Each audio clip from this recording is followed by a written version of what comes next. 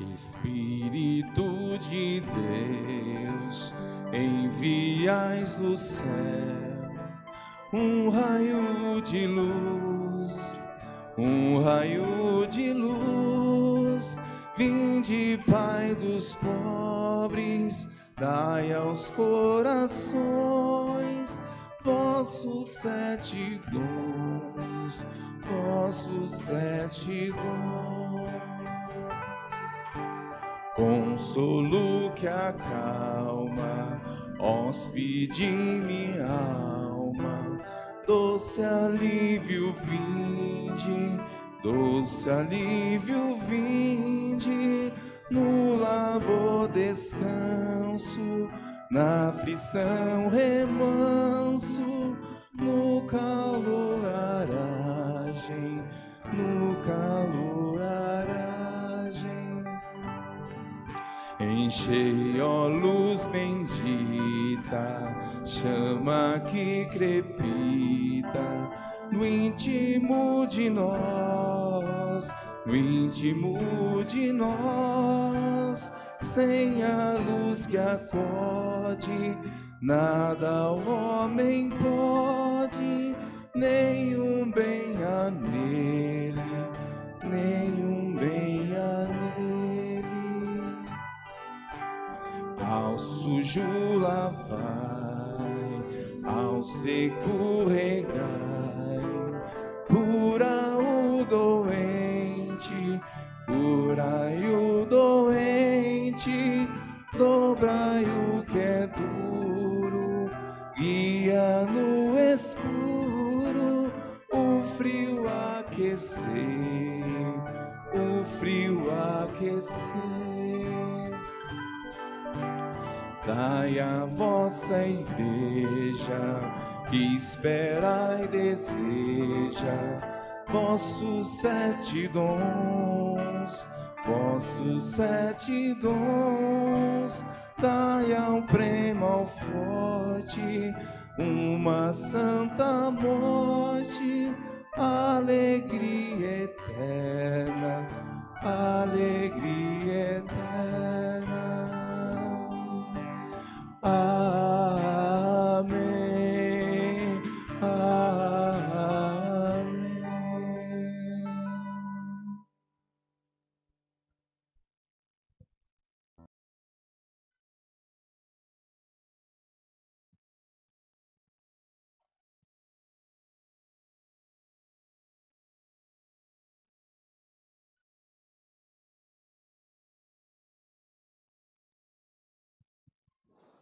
Podemos sentar, meus amados, umas 2 horas, não é? Meu querido diácono Márcio.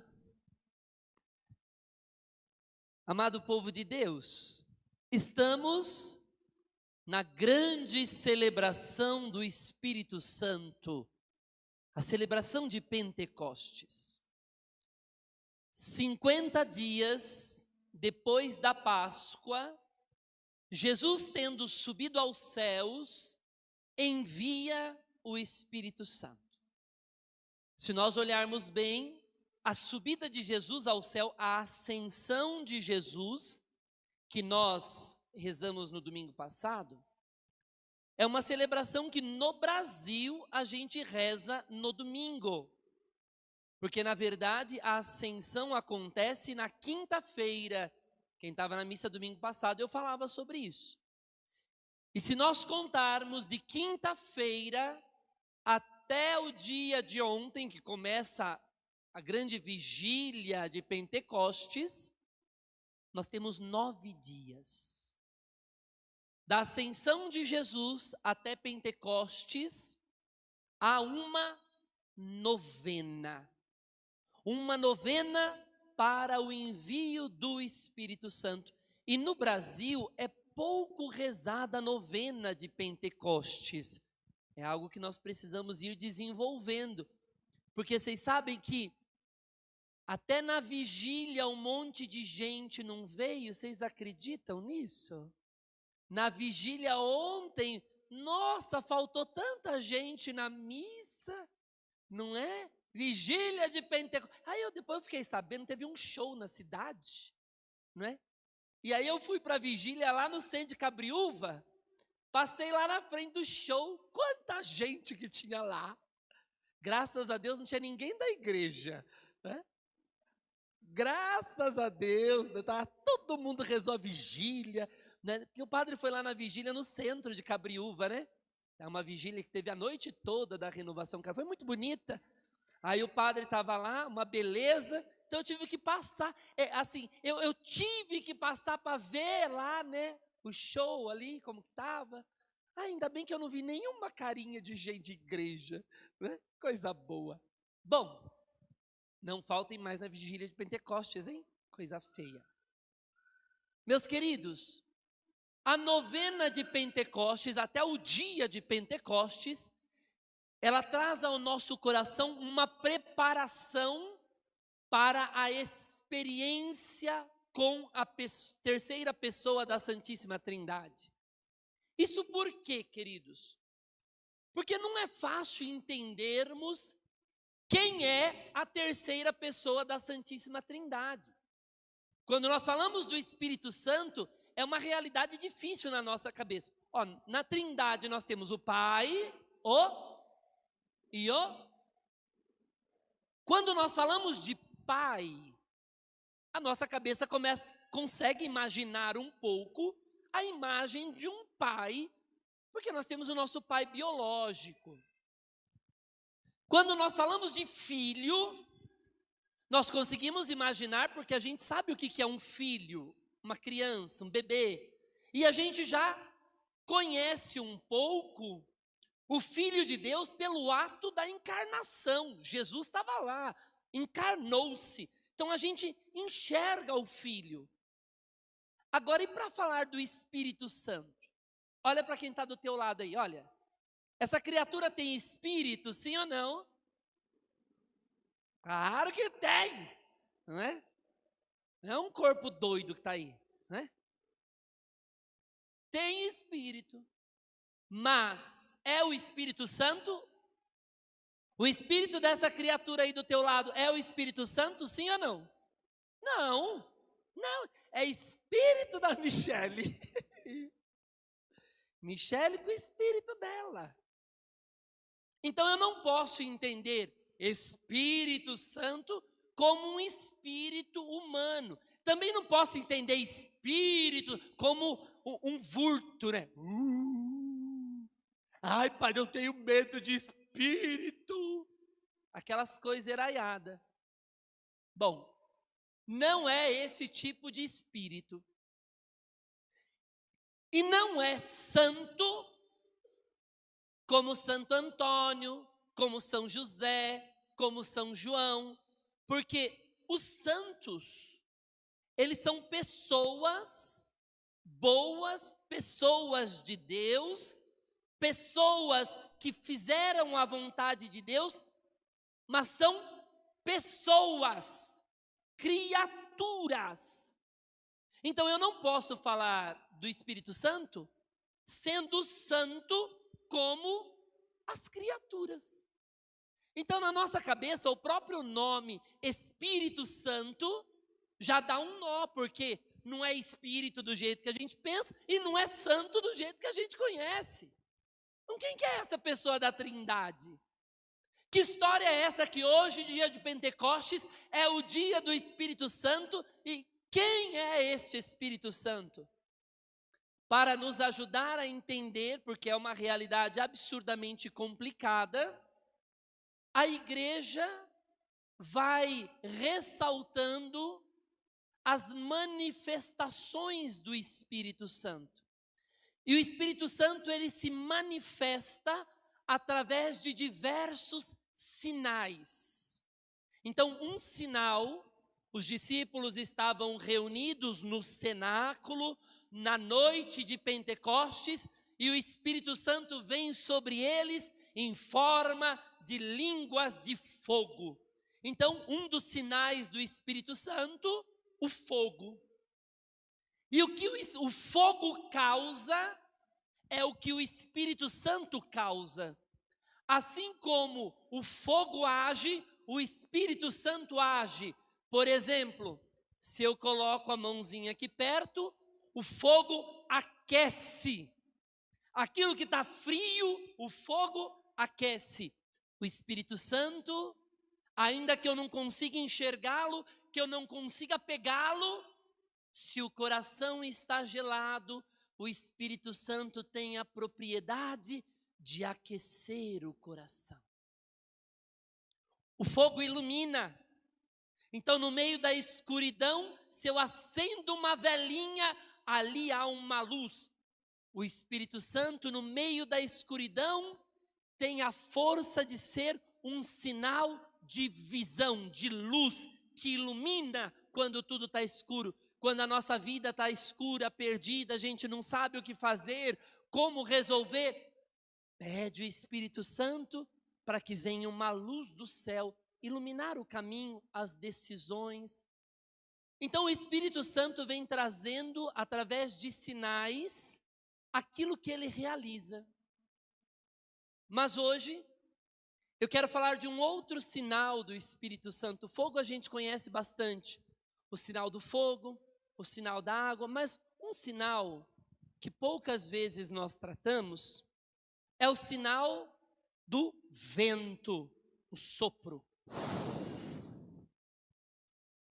Na Bíblia, ontem eu comecei a falar sobre isso.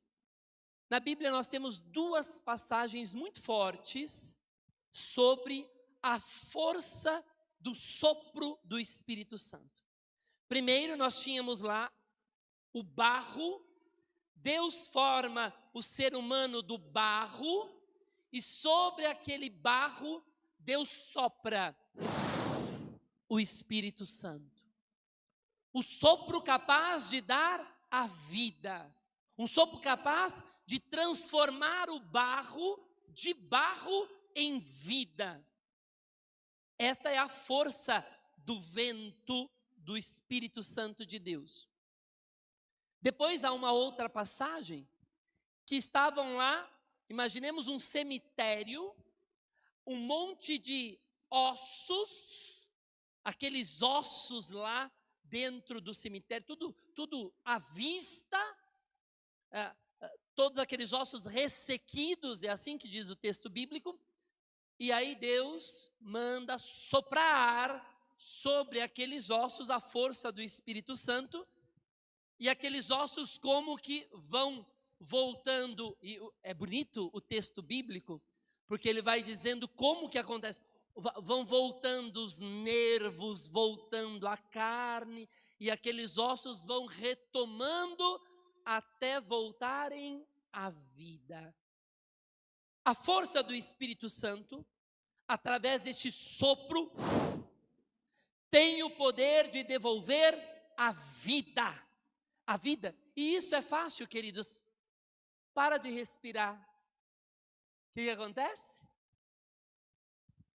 Segura aí o ar 2 minutos.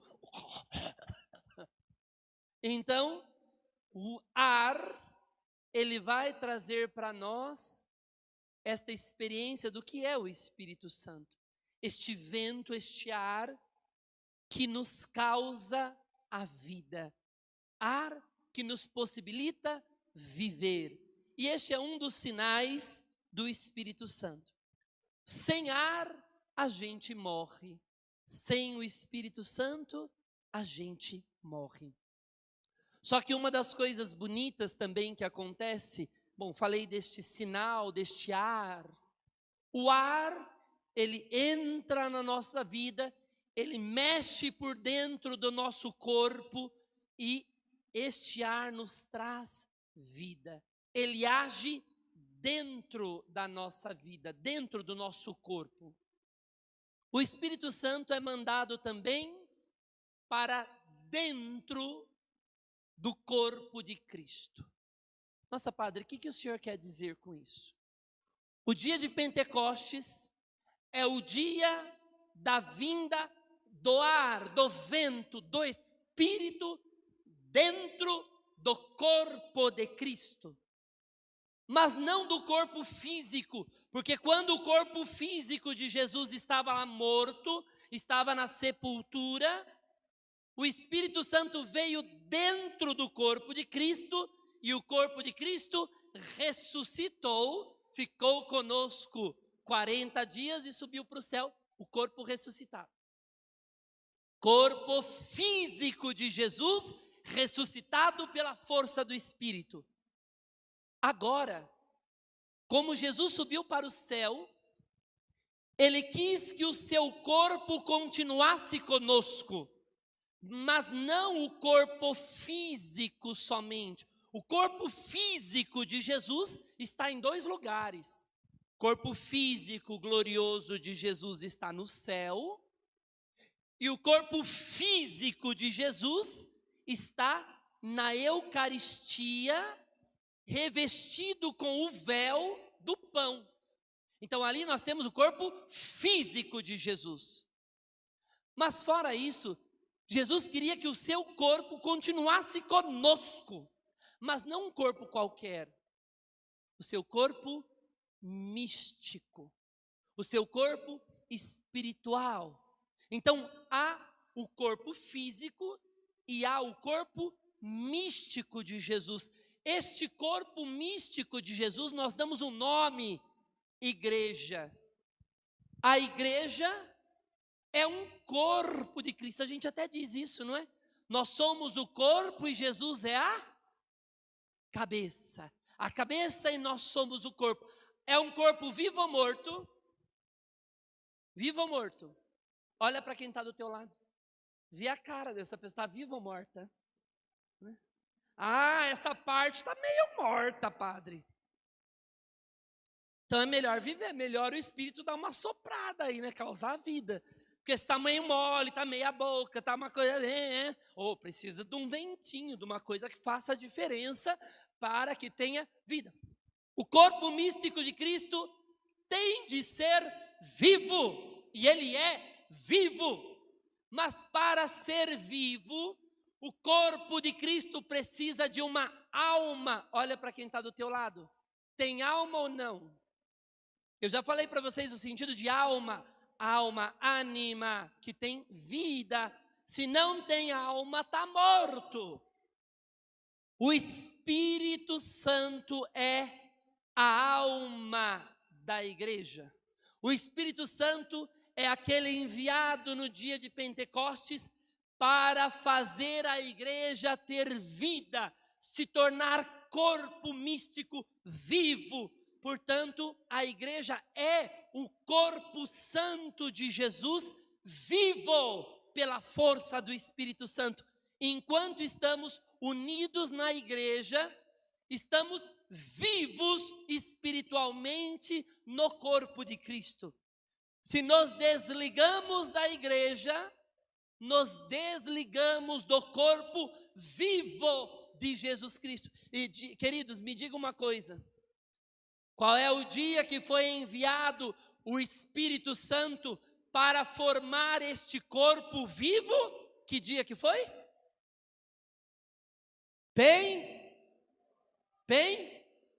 O dia de hoje. O dia de hoje, Jesus mandou o Espírito para fazer com que seu corpo místico seja vivo. Um único corpo místico. Fora deste corpo, se eu corto o braço desse corpo, se eu corto o braço do teu corpo, o braço fica se mexendo, falando, sim ou não? Está morto. Está morto. A igreja é este corpo místico, animado no sentido de ter a alma que é o Espírito Santo. Fora da igreja, fora deste corpo místico, está morto. Está morto o corpo de Cristo. Está morto se não estiver ligado ao corpo místico animado pelo Espírito Santo, cujo dia que formou este corpo místico foi Pentecostes. Qualquer outra reuniãozinha de gente que começa a reunir para fazer ali as suas coisas, se estiver desligado do corpo místico, não é igreja. A igreja, ela não é um conjunto de pessoas reunidas.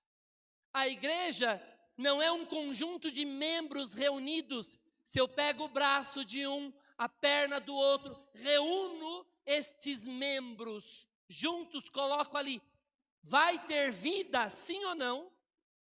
Sim ou não? Braço de um, perna de outro, tronco de outro, cabeça de outro, junto tudo, vai ter vida, sim ou não? Não. Não é um conjunto de membros que forma um corpo vivo.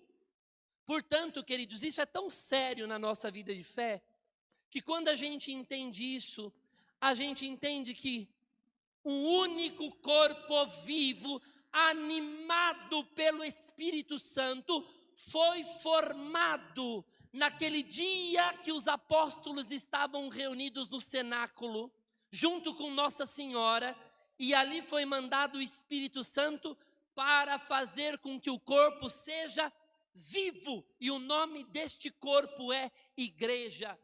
Fora da igreja, fora deste corpo místico, a única coisa que teremos é um monte de clubinho, de gente reunida, mas não podemos dizer que há igreja fora do corpo místico de Jesus, que tem o nome Igreja Católica Apostólica Romana. Esta é a única igreja cujo Espírito Santo é a alma da igreja. Então, se a gente usa a nossa inteligência para estudar, perceber estas coisas, não tem como nós percebermos igreja de verdade, cujo Espírito Santo é a alma, fora da igreja católica. Não dá, não é possível. E aí, muito cuidado, queridos, muita atenção, principalmente nos dias de hoje. Tem gente achando que é mais católico do que o Papa. Tem gente que acha que pode ficar, porque eu sou católico, eu sou igreja, sem o Papa, sem os bispos, sem o corpo místico, principalmente na internet, hein? Está assim de gente na internet, se dizendo católicos e falando mal dos bispos, mal do Papa. Isso é um pecado muito grave. Estejam muito atentos com isso, porque não há a igreja formada pelo Espírito, ela tem uma cabeça visível, que é o Papa, ela tem o conjunto dos bispos, fora da igreja. Padre, porque eu vou ser católico fora da igreja? Você não vai ser católico, você vai ser membro amputado, você vai ser outra coisa, morta, mas não católico. Ser católico é estar vinculado à igreja. Mas padre, eu não gosto da igreja, porque tem um monte de padre pecador, um monte de bispo pecador. Agora, fala para mim uma coisa, qual que é a novidade disso? De padre pecador, tá cheio. Tá mesmo, é só olhar para frente e olhar para mim, tá cheio. Padre peca, padre não é perfeito. Padre tem erros. Freira, cadê a irmã? Tá ali. Tá cheio de erro, olha para a irmã lá, coisa linda. Pecadora, coisa fofa. Olha para o diácono aqui, cheio de pecado. Agora olha para quem está do teu lado, também pecador. E você também. Qual que é a diferença? Padre, esses padre pecador, esse corpo místico que o Senhor está falando, cheio de pecado, a igreja cheio de pecado. E agora atenção numa coisa. Aqueles que se escandalizam com o pecado dos membros da igreja, com os defeitos e as falhas do corpo da igreja, do corpo de Cristo, aqueles que se escandalizam com os pecados e as fragilidades do corpo de Cristo, se tivessem na época de Jesus, também se escandalizariam com as fragilidades do corpo de Cristo, porque aqueles fariseus olhavam para Jesus e falavam: imagina, o Salvador não pode estar na cruz, que homem fraco é esse? O Salvador não pode dar a vida, que homem fraco é esse? Isso causa escândalo para nós, isso não é Jesus. E fazem, aqueles que fazem esse tipo de fala, nem se Jesus estivesse aqui na cara deles, eles teriam a capacidade de ter fé. Sabe por quê? Porque também se escandalizariam com o modo como Jesus salva. E Jesus salva não pelo seu poder glorioso, Jesus salva dando a vida. E é assim que a igreja faz. A igreja conduz à salvação você, o teu coração. A igreja quer te chamar a ir para o céu, não apontando e enfiando o dedo na tua cara, dizendo o quão você é ruim. Não. O quão você precisa sair da igreja e fazer outra coisa. Não. O testemunho da igreja é ela dando a vida. Ela se dona. Não é ela matando, diferente de muitas igrejas por aí, muitas religiões por aí, que para querer transmitir o mistério de Deus diz: você vai morrer, mata eles. É só nós olharmos a televisão e a gente vê quantos dizendo em nome de Deus, falando em nome de Deus e matando cristãos, matando outros. Nós não somos assim. Nossa fé, ao invés de matar, nós damos a vida. Isto é a nossa fé. É dar, desgastar-se. E isso é testemunhado especialmente pelas vidas daqueles que estão à frente da igreja, do Papa, dos bispos, dos religiosos, religiosas, que consagram a vida. Olha para quem está do teu lado. Às vezes é teu parente, tua mãe, teu irmão, teu marido, tua esposa, teu filho, blá, blá, blá, blá, blá, blá.